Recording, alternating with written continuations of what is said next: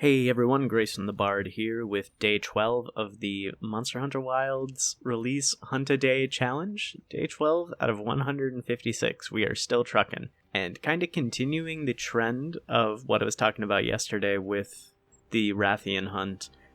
We continue to underestimate high-rank monsters in this one. And I really do think a lot of it has to do with how easy it is to blast through the low rank of Monster Hunter Rise just with complete brute force and without too much trouble. And then when you get into like the upper high ranks, HR6, HR7, the challenge really starts to present itself, especially if you haven't been engaging with too many of the systems.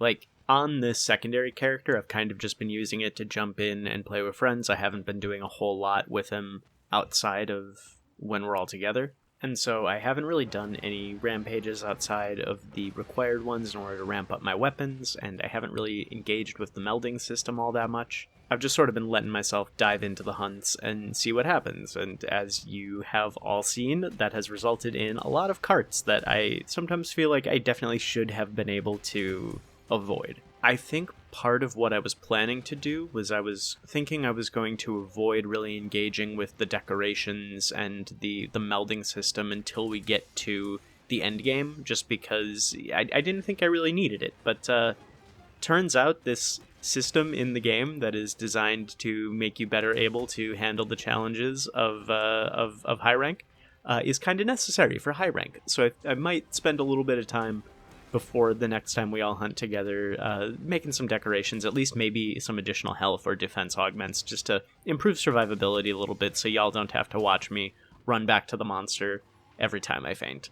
In fact, now that I think about it, actually, today, after I'm done recording this, when I go in to edit the footage itself, I might actually cut from when I die back to the hunt, just so there's less downtime and the video's a little bit less long. Because I think the raw video file for this one was about 20 minutes. We did not do particularly great in this hunt, and I think you'll kind of see when we first get to the Anjanath that I thought it was a gold crown because it seemed massive. I had a real hard time hitting his head. I've been playing a bludgeoner slugger like KO sword and shield with this character, and I had a real hard time getting to Anjanath's head. So I was like, this thing's gotta be gold crown at least. When I was like standing next to it, my hunter's head came up to its knee. It seemed huge when we were fighting it, but then you'll see at the end of the quest, once we catch it, it is just a normal one. It's not even silver crown, which astonished me.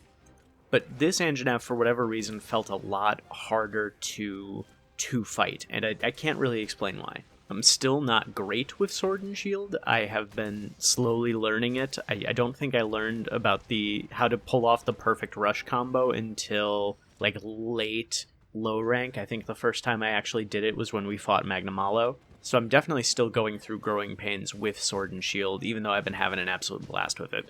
And KO, Shield and Sword has been a real fun way to play. But yeah, today we went after Anjanath. I've realized that I think it's probably best that I don't really have a rhyme or reason to how I do these hunts. Just hunt whatever seems fun, hunt whatever, we need to do. Usually whenever me and my friend Woodsmithy, who I'm doing this hunt with, whenever we log in to hunt together, I mentioned this before, but Woodsmithy is on a mission to craft and upgrade every insect glaive in the game, which I commend her for so much.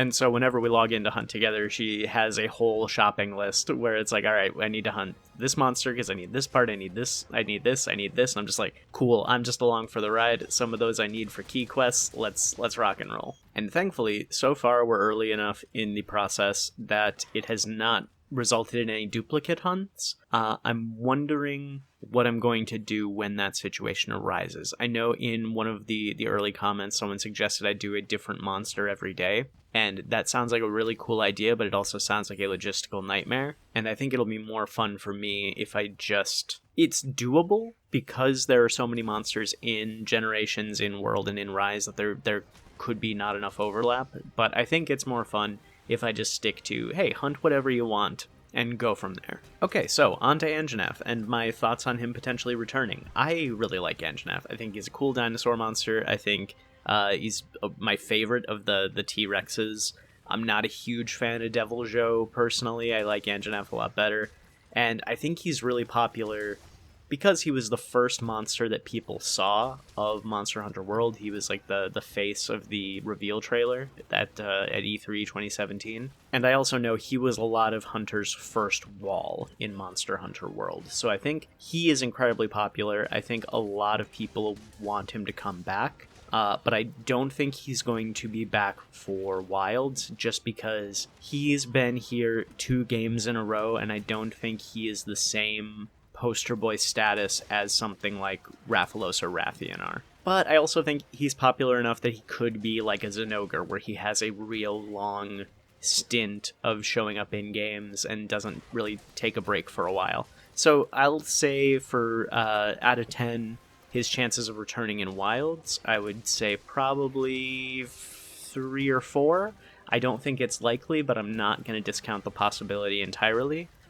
For the possibility of returning later in the series, I think 10 out of 10. I don't see a world where Anjanath doesn't come back. I think he is beloved. He is a beloved boy. Oh, and also, I can talk about these now. So back in 2020, during, nothing eventful happened during that year, but in 2020, Steamforged Games did a Kickstarter for a Monster Hunter World board game. At which I backed, and I got all of the expansions and all of the miniatures and stuff like that.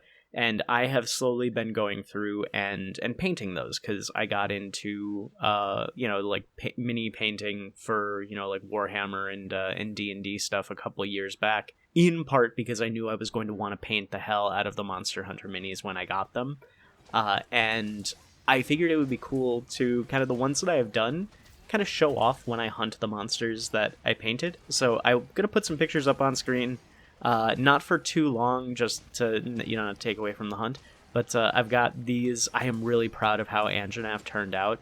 He was the first one I did, and I was incredibly terrified of like doing the skin and like blending it in with the purple, like the pink and the purple, and making sure it looked good. And especially the eyes, getting the eyes right was real terrifying for me. But he turned out so cool. So far, I haven't done too many of them. I have done Anjanath, I've done Great Jagras, and I've done Kulu-Ya-Ku, and I'm currently working on Pukei-Pukei. So as I hunt the monsters that are related to them, I will show them off. In part to brag about my my paint jobs, and in part just because I think they're really cool miniatures. They're really detailed. They look awesome. The one thing that I really want to try and do better is actually make like a base for them, so it looks like this Anjanath is, roaring in the woods, to make it feel more like an actual slice out of the game instead of just, a little statue standing on a black circle. That's a problem for a later day.